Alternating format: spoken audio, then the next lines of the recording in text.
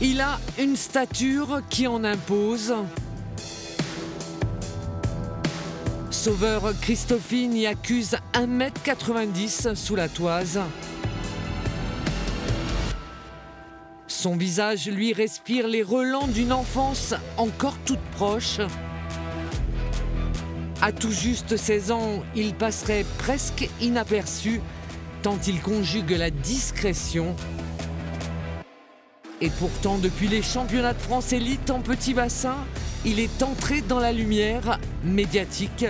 Forcément, quand on réalise entre autres un chrono sur 200 mètres 4 nages, meilleur que celui d'un Léon Marchand au même âge, ça déchaîne les passions.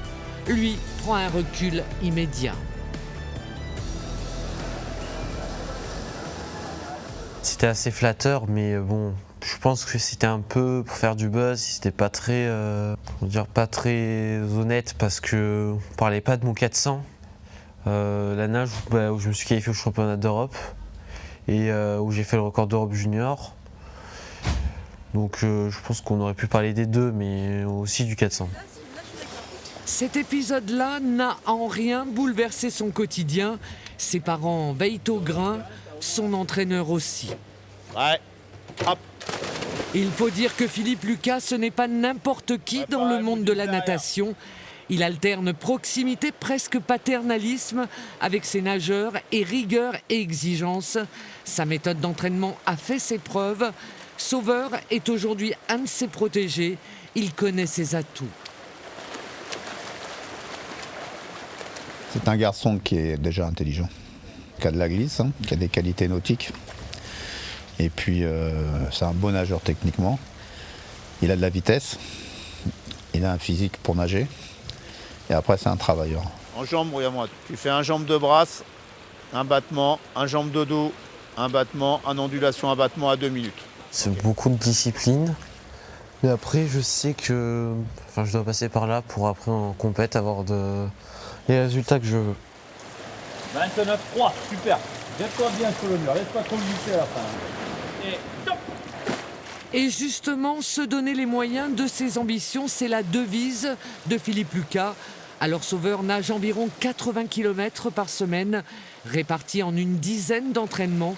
Dans cet emploi du temps archi-comble, il a quand même réussi à disputer les interclubs à Ajaccio avec son club, le GFCA, dont il porte les couleurs depuis 3 mois. Une démarche qui lui tenait à cœur en souvenir de son grand-père corse, aujourd'hui décédé. Mon grand-père aurait été très fier que je nage pour la Corse. Il y a eu beaucoup d'encouragement.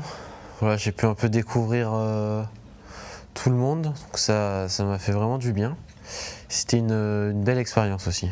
Il nous apporte de la visibilité, de l'expérience, de l'échange d'expérience pour nos nageurs.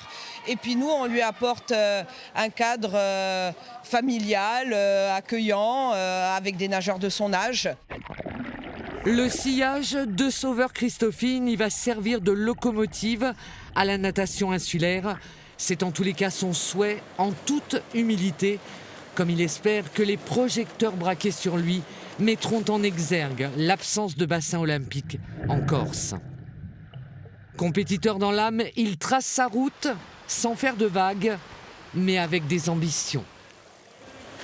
Au championnat d'Europe, ça serait de passer en finale en premier.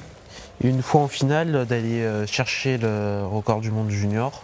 Et aussi, pourquoi pas, de faire un podium. T'as pas fait de crawl? T'as fait pape, dos, brasse? 2 plaques de dos, 2 brasses de crawl, 2 plaques de dos, 2 brasses et 2 dernières. Et après un pape, un dos. T'avais pas envie de faire de crawl? Allez, sors de l'eau. Il sait ce qu'il veut, je l'ai vu 2-3 fois en compétition. C'est un mec qui est capable d'être présent quand il faut être présent. On va dire, dans 1 an et demi, s'il continue comme ça, s'il n'a pas de problème, s'il est sérieux comme il fait, il va être solide. Voilà. Maintenant, il faut travailler, il faut être patient et il sera bon. Très, très, très bon.